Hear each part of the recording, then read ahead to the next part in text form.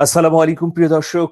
আমিরুল মোমিনিন মানিক আপনাদের প্রত্যেককে আমন্ত্রণ জানাচ্ছি চেঞ্জ টিভির এই লাইভ পর্যালোচনায়। প্রিয় দর্শক, আমাদের আজকের বিষয় হচ্ছে অ্যাটম বোমা বানাতে ইরানের পাশে এবার উত্তর কোরিয়া। এটা বহুল আলোচিত এবং চর্চিত একটা বিষয় যে উত্তর কোরিয়াকে পারমাণবিক অস্ত্রে ইরানকে দীক্ষিত করতে কোন ধরনের চেষ্টা চালাচ্ছে।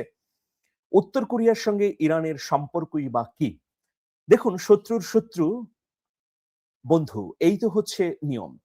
মানে যেহেতু মার্কিন যুক্তরাষ্ট্রের চোখে উত্তর কোরিয়া হচ্ছে শত্রু রাষ্ট্র, আর এ কারণেই উত্তর কোরিয়া ইরানের পক্ষে আছে। মার্কিন যুক্তরাষ্ট্রের কাছে উত্তর কোরিয়া, ইরান এই রাষ্ট্রগুলো আসলে ঔদ্ধত্যপূর্ণ আচরণ করছে বলে ওয়াশিংটনের অভিযোগ। কিন্তু উত্তর কোরিয়া বা ইরান যেটা মনে করে যে বিশ্বে পশ্চিমা আধিপত্য কমাতে তাদেরও একটা জোট থাকা প্রয়োজন।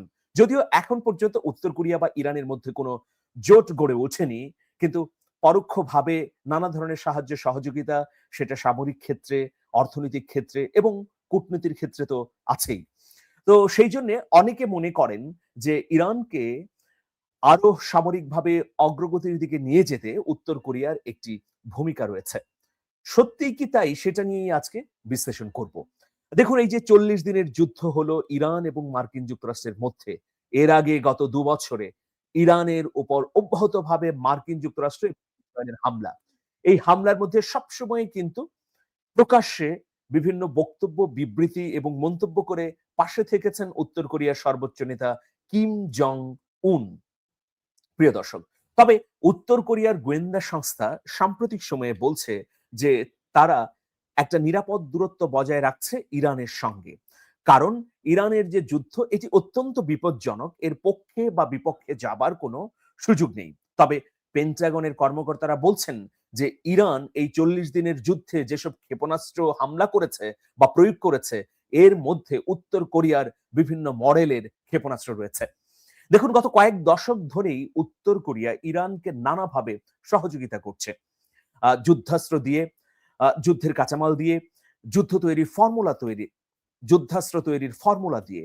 তো এই কাজগুলো অব্যাহতভাবেই উত্তর কোরিয়া প্রকাশ্য না হলেও পরোক্ষভাবে করছে। যেটা নিয়ে আন্তর্জাতিক পারমাণবিক সংস্থা বলি বা জাতিসংঘের মানবাধিকার সংস্থা বলি, মার্কিন যুক্তরাষ্ট্রের বিভিন্ন সংস্থা নানা সময়ে অভিযোগ উঠিয়েছে।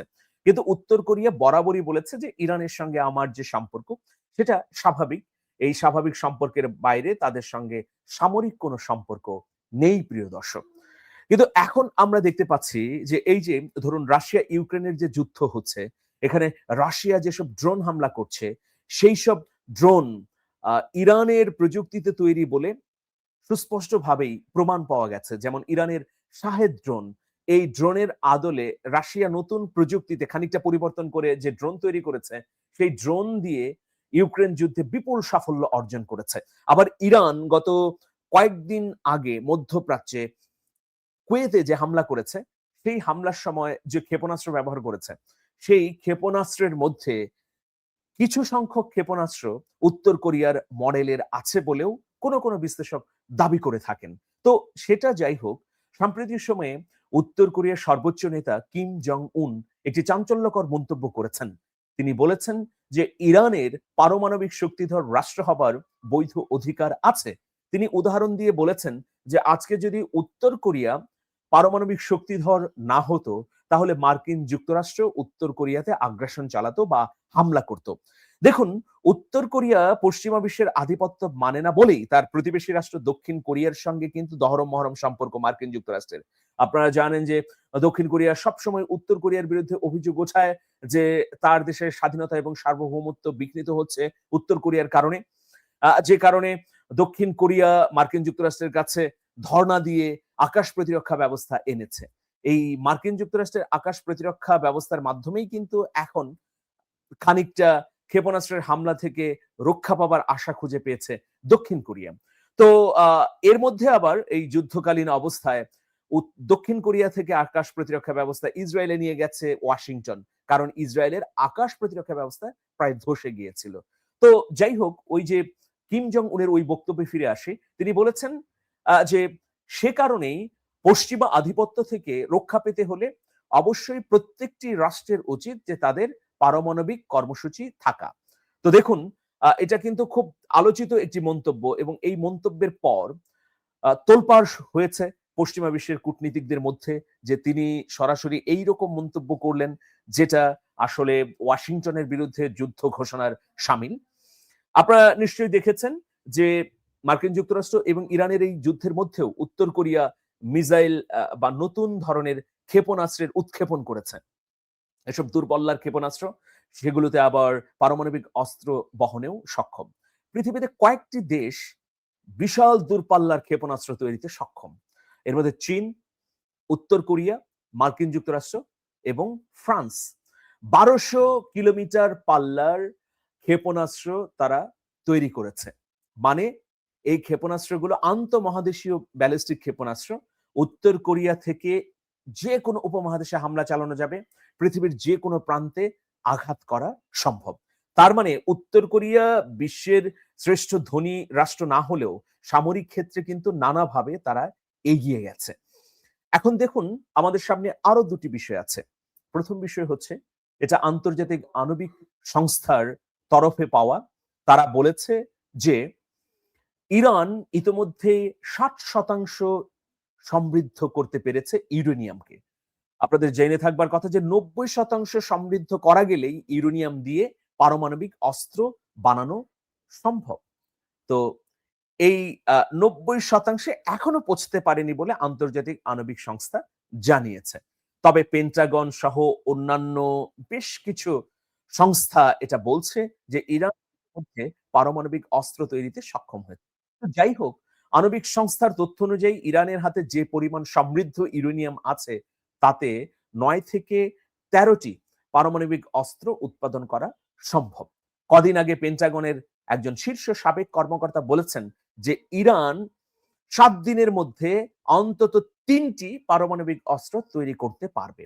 তো যদি মার্কিন যুক্তরাষ্ট্র কখনো ইরানের উপর পারমাণবিক হামলা চালায়, তো তাৎক্ষণিকভাবে মানে ৭ দিনের মধ্যে ইরানও পারমাণবিক অস্ত্র তৈরি করতে পারবে এরকম সক্ষমতা আছে বলে পেন্টাগনের একজন শীর্ষ সামরিক কর্মকর্তা স্টিভেন ওয়াক মন্তব্য করেছেন। তো যাই হোক, এখন অনেকে সন্দেহ করেন যে ইরান যে পারমাণবিকভাবে এতটা সক্ষম হয়ে উঠল এর পেছনে অবদান কাদের আছে। পাকিস্তানের সঙ্গে ইরানের তো খুবই ঘনিষ্ঠতার সম্পর্ক। তো পাকিস্তানও এই প্রযুক্তি ইরানকে দিতে পারে। অন্যদিকে উত্তর কোরিয়া যেহেতু আধিপত্যবাদ বিরোধী একটি রাষ্ট্র এবং সবসময় মার্কিন যুক্তরাষ্ট্রের বিরুদ্ধে যুদ্ধ করছে বা মার্কিন যুক্তরাষ্ট্রের হুমকির বিরুদ্ধে মোকাবেলা করছে, তো সুতরাং সেই সম্পর্কের সুবাদে ইরানকে সহযোগিতাও করতে পারে। আর আরেকটি বিষয়, পুতিনের পক্ষ থেকে যে প্রস্তাবটি দেওয়া হয়েছে যে ইরানের সমৃদ্ধ ইউরেনিয়ামকে তৃতীয় একটি রাষ্ট্র হিসেবে রাশিয়াতে স্থানান্তর করা হবে। রাশিয়াতে যদি ইরানের সমৃদ্ধ ইউরেনিয়াম স্থানান্তর করা হয় তাহলে মার্কিন যুক্তরাষ্ট্রের আর কোনো আপত্তি থাকে না। কিন্তু ইতোমধ্যে প্রথম দফার অনুরোধে রাশিয়ার এই প্রস্তাব কিন্তু প্রত্যাখ্যান করেছে তেহরান। তো অনেকে মনে করেন যে উত্তর কোরিয়ার সঙ্গে ইরানের এমন গোপন চুক্তি বা গোপন সম্পর্ক আছে যে যে কোনো সময় যদি প্রয়োজন পড়ে পারমাণবিক অস্ত্রের, এই অস্ত্র উত্তর কোরিয়াই ইরানকে সরবরাহ করবে। আসলে এই মুহূর্তে কোনো কিছুই বলা যাচ্ছে না। তবে অ্যাটম বোমা বানাতে ইরানের পাশে উত্তর কোরিয়া নেই এটাও বলা যাবে না।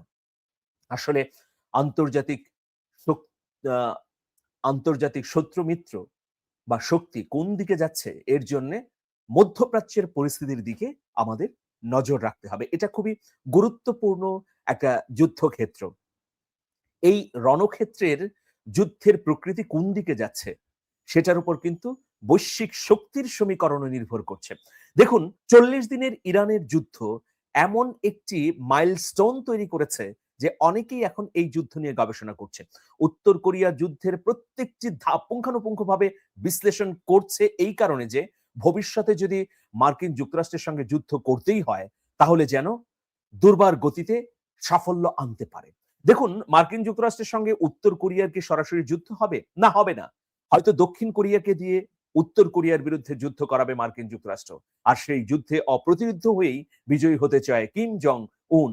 সেই জন্যে তিনি খুব আ উপরে, উপরে দূরত্ব বজায় রাখলেও ভেতরে, ভেতরে যে ইরানের সঙ্গে ঘনিষ্ঠ সম্পর্ক রেখেছেন তা নিশ্চিত করেই বলা যাচ্ছে। একটি প্রতিবেদনে ইতোমধ্যে প্রকাশিত হয়েছে যে উত্তর কোরিয়ার বেশ কজন বিজ্ঞানী গত ৩ মাসের মধ্যে ৬ বার তেহরানে গিয়েছেন। তো কি উদ্দেশ্যে গেলেন? কেন গেলেন? তেহরানে তাদের কি কাজ? এইসব বিজ্ঞানী কি পারমাণবিক প্রযুক্তি সরবরাহ করতে গিয়েছেন? বা পারমাণবিক অস্ত্র তৈরি সংক্রান্ত কোনো আলোচনা ছিল তেহরানের সঙ্গে পিয়ংইয়ং এর? এগুলো নিয়েও কিন্তু নানা ধরনের প্রশ্ন উঠেছে। যাই হোক সময়ই বলে দেবে।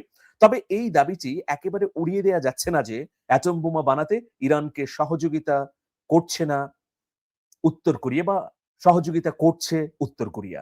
সবাই ভালো থাকবেন। শুভেচ্ছা নিরন্তর। আল্লাহ হাফেজ।